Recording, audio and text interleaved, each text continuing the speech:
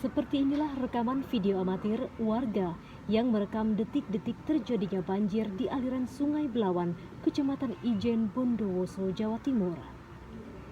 Arus air sungai terlihat sangat deras dan berwarna hitam kecoklatan dengan membawa material kayu dan juga batu. Banjir juga menyeret hewan ternak warga. Sejumlah warga berupaya menyelamatkan kambing di tengah derasnya air bercampur serpihan pohon.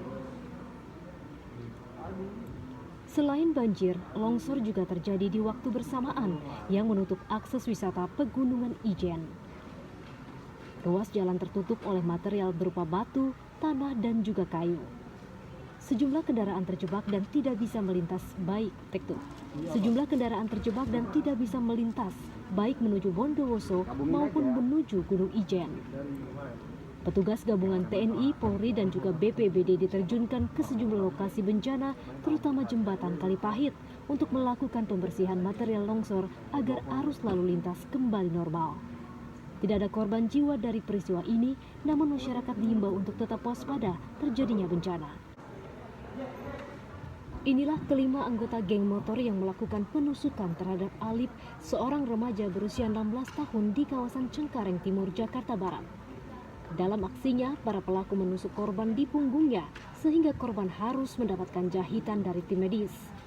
Korban juga mengalami kerugian karena ponsel dan uangnya dirampas para pelaku. Kelima pelaku yang juga warga Cengkareng ini ditangkap di tempat persembunyiannya masing-masing. Dua pelaku terpaksa ditembak timah panas karena melawan petugas saat akan ditangkap. Kelima pelaku akan dijerat dengan pasal 365 KUHP dengan ancaman hukuman maksimal 15 tahun penjara. Dari Jakarta, Ong Suhirman, TV One mengabarkan.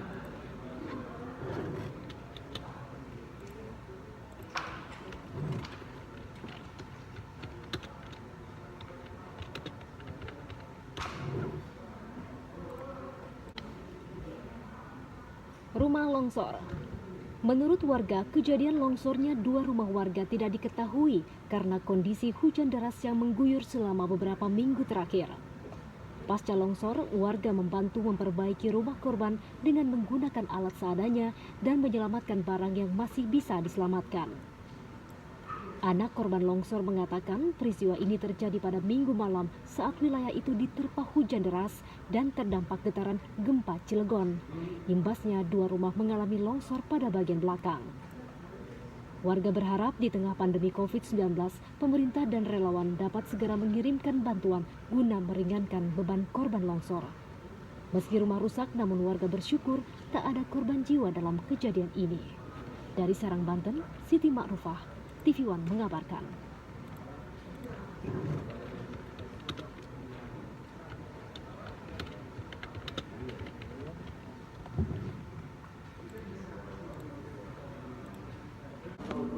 Tewas dibegal.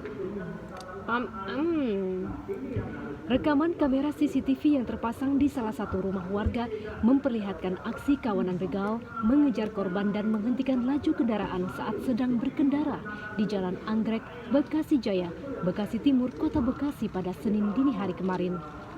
Korban yang sudah terluka berusaha kabur dan memutar arah untuk menghindari kejaran para pelaku yang menggunakan dua sepeda motor. Pelaku berjumlah 4 orang mengendarai sepeda motor dan bersenjata tajam, menebaskan serta merampas ponsel milik korban. Melihat korban sudah terluka, para pelaku langsung kabur. Korban yang tak berdaya selanjutnya dibawa warga ke rumah sakit, namun nyawanya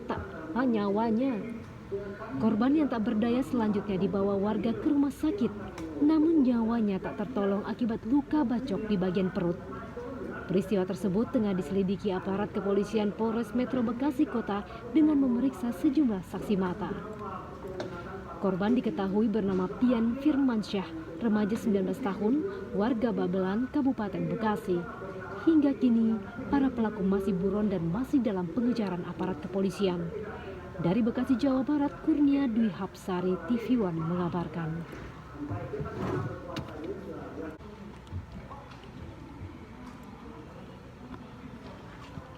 Partai Demokrat diguncang isu dikudetanya Ketua Umum Agus Harimurti Yudhoyono oleh beberapa kadernya.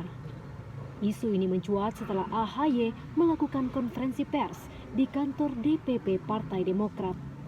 Tidak hanya itu, AHY juga menuding ada pihak eksternal di luar partainya yang mencoba membantu kudeta tersebut. Isu kudeta di Partai Demokrat mendapat tanggapan Kepala Kantor Staf Kepresidenan Muldoko. Muldoko meminta agar Partai Demokrat tidak mudah menuding istana yang mencoba membantu pendongkelan AHY dari jabatan Ketua Umum, namun Muldoko tidak membantah bahwa ada sejumlah orang yang menemui dirinya untuk membahas kondisi Partai Demokrat. Adanya dugaan campur tangan pejabat pemerintah dalam kudeta Partai Demokrat membuat partai tersebut berkirim surat kepada Presiden Joko Widodo untuk meminta klarifikasi. Sementara itu, kader senior dan pendiri Partai Demokrat ini membantah tudingan adanya unsur eksternal dalam prahara di tubuh Demokrat. Isu adanya kudeta kepemimpinan di Partai Demokrat ternyata menguntungkan partai ini untuk mendapatkan keuntungan elektoral karena menegaskan posisi Demokrat sebagai partai oposisi. Namun Menko Polhukam Mahfud MD membantah bahwa pihaknya merestui mengambil alih kepemimpinan Partai Demokrat. Pasalnya, setiap parpol memiliki otonomi sendiri dan pemerintah tidak berhak campur tangan. Dari Jakarta, tim TV One mengabarkan. Om Rio, ini kok nggak enak banget bahasanya nih. Paragraf kedua, curah salju mencapai 2,5 hingga 7 cm per jam dan diperkirakan hari di akhir. Maksudnya apa tuh? Hari di akhir. Mungkin gini kali Om, diperkirakan hari ini badai. Dan diperkirakan Hari ini badai. Enggak. Berakhir. dalam 2 hari tumpukan salju. Dalam 2 hari. Kan hari ini terakhir. Badainya kemarin. Iya. Hari ini terakhir. Berarti dalam 2 hari. Dan diperkirakan dalam 2 hari tumpukan salju mencapai setengah meter. Oke, sip. Kota New York diguyur salju lebat disertai angin yang cukup kencang sejak Minggu malam. Diperkirakan akan berlangsung hingga Selasa. Curah salju mencapai 2,5 hingga 7 cm per jam dan diperkirakan dalam 2 hari ini tumpukan salju mencapai setengah meter. Wali Kota New York City Bill de Blasio memberlakukan kondisi darurat mulai Senin pukul 6 pagi hingga kondisi aman. Warga sangat dianjurkan tidak keluar rumah menggunakan kendaraan pribadi apabila tidak penting. Proses belajar langsung di sekolah diliburkan digantikan dengan daring, bahkan jadwal vaksinasi untuk hari Senin ditunda. Gubernur negara bagian New Jersey Philip DeMurphy juga memberlakukan kondisi darurat di beberapa daerah di negara bagian New Jersey sejak pukul 7 Minggu malam. Beberapa transportasi umum sementara ditunda dan beberapa daerah diperkirakan akan mengalami pemadaman listrik.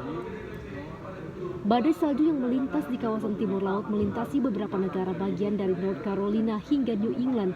Badai salju sebelumnya melewati ibu kota Amerika Serikat, Washington DC. Sebelumnya, negara bagian New Jersey sekolah dan perkantoran diliburkan. Badai yang melintasi beberapa negara bagian yang berada di bagian pantai timur laut Amerika Serikat tersebut sebelumnya melintasi ibu kota paman Sam, Washington DC.